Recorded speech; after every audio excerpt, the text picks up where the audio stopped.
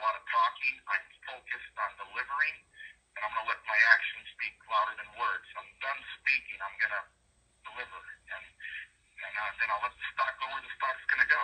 Right? It's going to be based on performance, how we perform as a company, as a team, right? But the factories that we have, the partnerships that we have, the people that we've hired, we are now moving in a direction to be a real force to reckon with in this space. We're not a company that is going out of business, unlike everything I read and see out there. This is a company that's the complete opposite. Hey, what's going on, my man? Glad to have you on the channel. You're the motivator in the community, and wanted to get you on here and see what your thoughts on Mullen. You know, what's going on with Mullen going forward, all the negativity and things like that. And I think you got a lot of things to say that, you know, the community wants to hear. So what are your thoughts? Well, I appreciate you having me on and inviting me on. What you do is important for the retail community, and I appreciate how you don't sugarcoat anything. So that's a good thing. Mullen, feel good about Mullen, although on the outside it looks like it's hard to feel good about Mullen. But for reasons, the stock price is not reflecting any bullish sentiment right now, and there's so much FUD and uncertainty with our CEO and Harge and all these other factors that are creating some uncertainty. But I still feel confident that we're in the right place. I think that it's intentionally being painted to be a negative picture, if you would. I think that there's just too many positives for this to be a negative. I think that as well. I think a lot of longs that are still in this play, they're here because they feel the same way that you're saying. Like they feel that Mullen has been lining up a lot of positive things that, you know, gears them towards production and being successful in the long run. And it's like we're trying to figure out what is going on, what is continuously pushing the stock down 10 and 15% on a daily basis. And, you know, we've kind of weeded some of the things out as far as like the toxic financiers, as well as the shorts. You know, the shorts are not going anywhere. You know, they've been doing a lot of naked shorting on the stock behind the scenes. Failure to deliver has been stacking up at the lowest level of the stock price. And in my opinion, they are trying to pretty much get away with taking Mullen down without having to cover. That's what it seems like to me. I mean, I don't know how they would cover this without it being another GME, you know, type event. We've been close to making some gigantic moves in the past, and just things don't seem to play out for whatever reason. And the shorting's one thing, you know, but the naked shorting, the illegal naked shorting is another thing. And with no enforcement, you know, it's just really got us in a bad spot. You know, we voted for dilution, although a lot of us really weren't happy for dilution, but it's a necessary thing for growth in a startup company, and that's all fine and good. But whenever you're up against all this, you know, illegal naked shorting and dark pool abuse, you know, it makes it where that on top of dilution makes it nearly impossible to have a fighting chance. Exactly. And I've said this before in previous videos as well, is that Mullen got into these toxic financing deals with these, you know, toxic financiers back in 2021, you know, when they were just starting out, hitting the market and stuff like that. So I think David Mishry has been for a long time well aware that the stock price was going to go down. I think retail investors and shareholders want to believe that all of the dilution is for the better good of the company. As far as the near term, we're not seeing any news, any updates on where this dilution is being put into place. to help the company. Yeah, that's a frustrating thing being a retail investor and not really having your silent partner. I mean, we're not privy to much information. The toxic lenders or lenders in general, they have deals in place. They get kickbacks, warrants, whatever, to make it attractive to loan money. But the sad thing about it is, representing a retailer, who we are, there are no real obligations other than a fiduciary duty. And so, there's no payback fees per se to us. There's no contractual agreements to us. It's a risk and investment, and it's just we are underestimated and undervalued. Um, sure, there are plenty of people I think that invest in the stock market and just penny flip and day trade, and they don't have any investment. And I think that gives retail laws that reputation, because the CEOs are getting it wrong, in my opinion. They're labeling us. Everybody likes to label people these days. Mm-hmm. Group some standard format, and we're labeled retail investors. And the sad thing about your long retail investors and the investors in your company, we're the people that really should have respect. And these toxic lenders aren't going to buy your products. They're not going to buy Mullen vehicles. They're not going to do what we do and promote what we believe in. If you think about the free marketing that a company gets, some of the best marketing that's come out of Mullen's come from some of the investors that believe in it, and not to get in a fair shake is just really unreasonable from a standpoint the CEO really should have. We are the end user. We are your consumer. We are the one that's going to pass sentiment on to other people that we know, whether it be for investment purposes or to suggest someone to buy a Mullen truck, or a Mullen vehicle. Retail investors, they don't have to look at us in the eye like they have to look at other people in the eye. They don't know our family. They don't see your little girl back there in the background. They don't know that my little girl's in the other room right now. Mm-hmm. They don't know what families are and what we do. A lot of the people that are invested here and truly believe and have gone suffered through a reverse split and some of the growing pains that are part of startup, have served our country, our law enforcement, our firemen, their attorneys, their nurses and doctors, people that work in the automotive industry, people that do construction work, people who work at fast food restaurants. I mean, there's people all over this world that believe in a shared vision that the CEO has for this company, and we ought to be treated with respect. David Mystery made that statement saying that he's going to let the stock price just do his thing. He's going to let the stock price do his thing while he focuses on fundamentals. The investors that have already been holding through the first reverse split, as well as the share price plunging recently. I don't think he took that in effect when he said that, because yes, you get cash up front from the toxic lenders, because we got more dilution coming up on Monday. That'll be June 12th. Because it originally was supposed to be May 15th when more preferred D series stock was going to be issued, but they're about to get 45 million more in cash. And these toxic financiers, they will sell those converted stock into the open market like they've been doing. So free money to them. Yeah. Yeah, and you're right. And that David's approach with, he said this a number of times, when asked about the stock price, and he says it's based on fundamentals.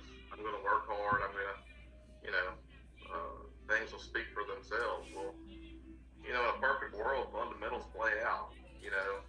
Stock that's not overrun with shorts the way we are. This is one of the most shorted stocks in the history of NASDAQ. I mean, fundamentals really don't come into play. I mean, I'm really not a chart guy. I can read charts, basically, but there's guys like yourself and some others that are part of what we we call our Muln army, that are fantastic chart analysis guys. Uh-huh. And even that doesn't, it's just manipulation. The fundamentals really, it doesn't matter. Fundamentals don't matter whenever everything's smoke and mirrors, Yeah, shout out to McQuigley out there for his daily updates, his daily chart updates. We appreciate you. As well, I was looking at this article that came out 3 days ago. 5 signs that Mullen is entering a death spiral. And that's where they're talking about the toxic financing that Mullen has been in. Shorts do their homework on stocks. They knew David Mishry had 5 failed EV companies or 5 failed different companies in the past. And he was coming into a bad time with Mullen's company at the time where the EV market was in pretty much a bubble. Victim to getting into this toxic financing deal. He knew he was going to have to raise cash fast in order to compete. But one thing about this article, it does state saying that Mullen appears to be entering the final stages of its funding death spiral. That caught my eye when I went back and read this article because, people are waiting for a reversal to come in Mullen stock and get that V-shaped form reversal to move back up. And with them coming out with this article just 3 days ago saying that Mullen appears to be entering the final stages of its funding death spiral, is something to, keep in mind. Yeah, there's no doubt that we're fast approaching make it or break it for the stock. And most people watch this and they'll think that these guys are looking to get rich overnight. And hey, who wouldn't want to get rich overnight? And that's all fine and good, but that's not why we invested. It's not why I invested. And it's not why a lot of people long invested, is that they see the potential, and it's that it's going the way it has. But, for me, I invested in the stock market because I don't have a retirement plan. I'm self-employed, and I was looking for a way to establish something to have down the road for my family, or something happens to me to take care of my family. And this looked like a really good investment. So much new technology and opportunity, and that's the way that the world's going. It just shouldn't be the way that it is. The stock price is going to have to rebound. And not that we're trying to get rich overnight, but we just don't want to lose what we've invested because we believed in this and still believe in it. And get ridiculed for believing in it by people. Some people think that we're buffered because we're still bullish, but I still think that this thing can turn around, and I'm hoping that, as bad as it's looked, that Mitchell has a plan in place to reverse things. I do wonder if he didn't wait for this coming week as well and beyond to release some PRs he's probably been sitting on, or some information that could help this V-shaped formation take effect, so he can dilute on it. But hey, whatever, as long as we get that. But it's a scary time right now with the constant attacks. It's been absolutely incredible. Yeah, you're definitely right about that.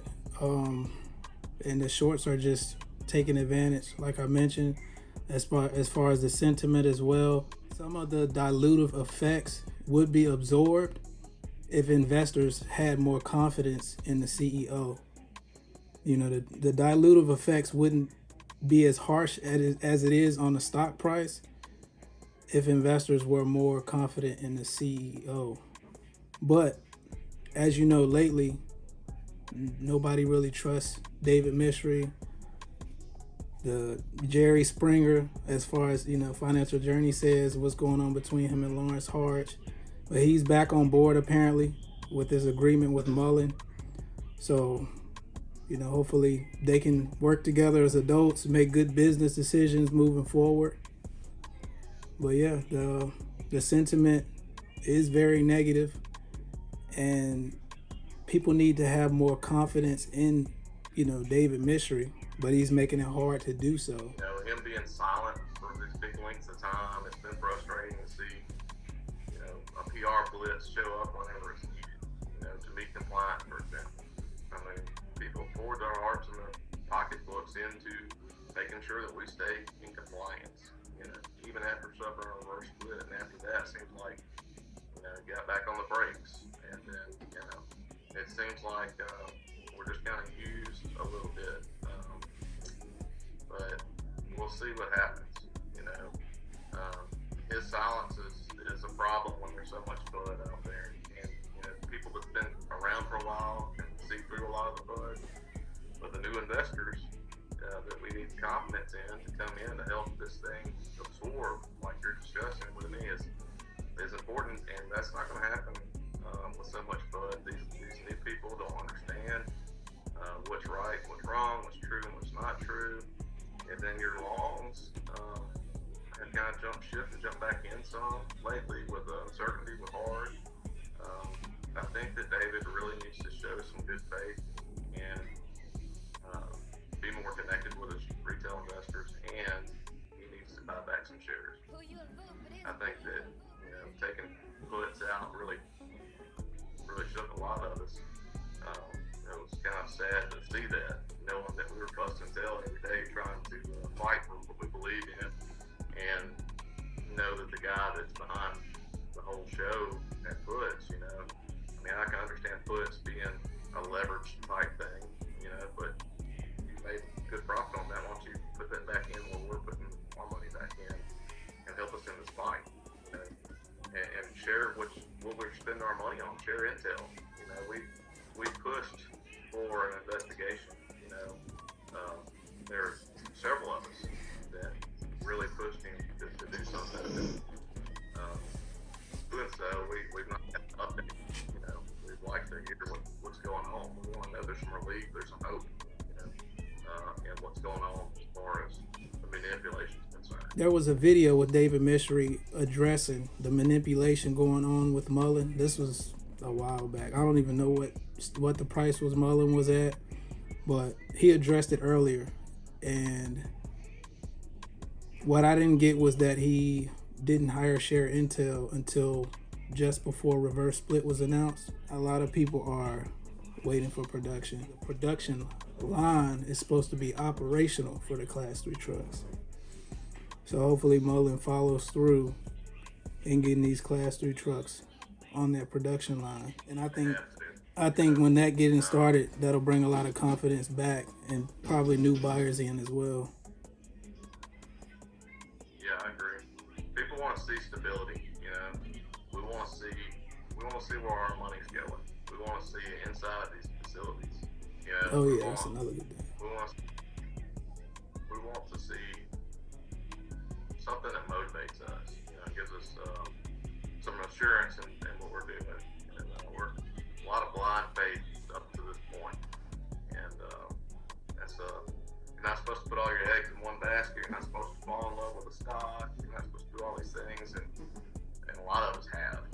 And right now, I can say that there's times I almost regret it, but I still feel strongly that this is that big deal that's going to happen.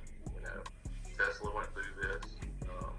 Robert Bollinger recently commented on his investment into Tesla years ago, and all the bud that came out, and all the negativity, doubt, and he just denied. Robert Bollinger is he's the kind of guy that I think we'd all really like to hang out with. He's like just a good old guy. He's smart, he works hard, he delivers, he's making good products. He's been highly successful in the past with the things he's done. Like he sold one of his companies to Cummins, I think. So, David's been a problem with the silence, but there's been so much that's happened for sure that are positive things, like the hires from GM, from Ford, Tesla. Those people with all those years of experience over here, it's a joke. I think that we would be better represented by someone else. A lot of us have tried to reach out to David unsuccessfully. I've emailed him on 3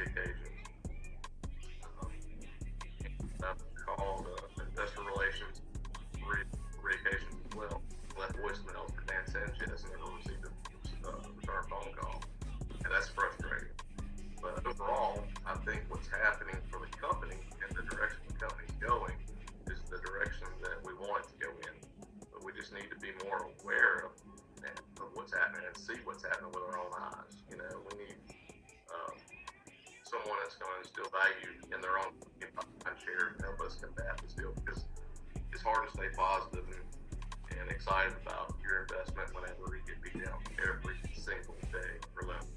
At the point, like you said, we can't stand to lose much more, or we have some kind of emergency meeting, have another reverse split, and that just wipes us out completely. I mean, that would be completely unacceptable. Something has to be done. It has to be done this week, and all we can do is look forward to some change. It could surprise us all. We all might be thinking, a month from now, man, we had David. We really were wondering things about David that we probably shouldn't do. Maybe he proves us all wrong. But being quiet all the time, it leaves room for even the most,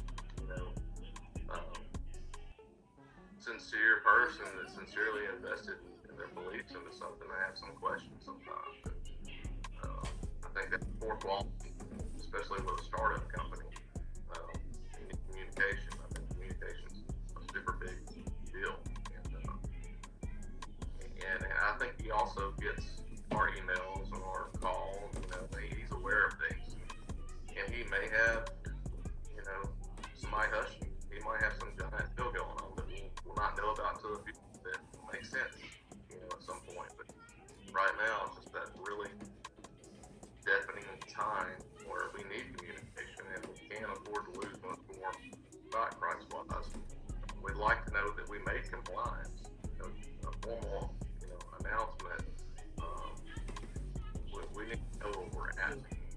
Muln still has until September to get over $1, but like you said, the stock price continues to fall, so that's going to force other things to happen.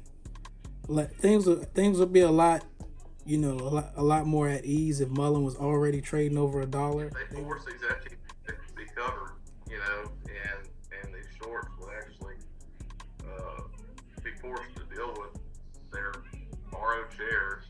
And we weren't, dark pooled to death. It's crazy the amount of dark pool. I mean, I remember you and I looking over this day back in October. It was like 80-something%, like 86% one time. You said on what date? And it's been, was that back in October? Over 80. We just had over 80 on June 1st. It got over 80% on like June 1st.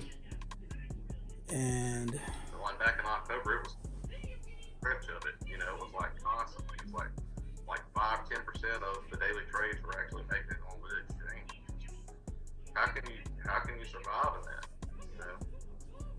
It's just David's been a problem for sure. But if we remove some of the illegal activity, some of the unfair, unjust activity, we would still be fighting. You said, that would definitely. It probably wouldn't be as low as it is if Muln was being regulated for illegal activities, but that's a lot of other stocks as well besides Muln, that's being, illegally naked shorted down. But like you said, Muln is one of the most shorted stocks, and I think it's for a reason. The amount of shares on loan, the amount of naked shorting that happened at the lower levels of stock price. I feel as though they're trying to bankrupt Muln and not have to cover anything, or they know something behind the scenes that Muln is capable of announcing or doing that could squeeze them out. I have a hard time not believing that some of these big time lenders and the Todd Alts and those kind of guys aren't more aware of what's going on. And, they more than know what's in the filings. And so they know when it's okay to short and when it's not okay to short. But, do I think David's telling them? I sure hope not. But, there's inside information out there that retail never knows. Go.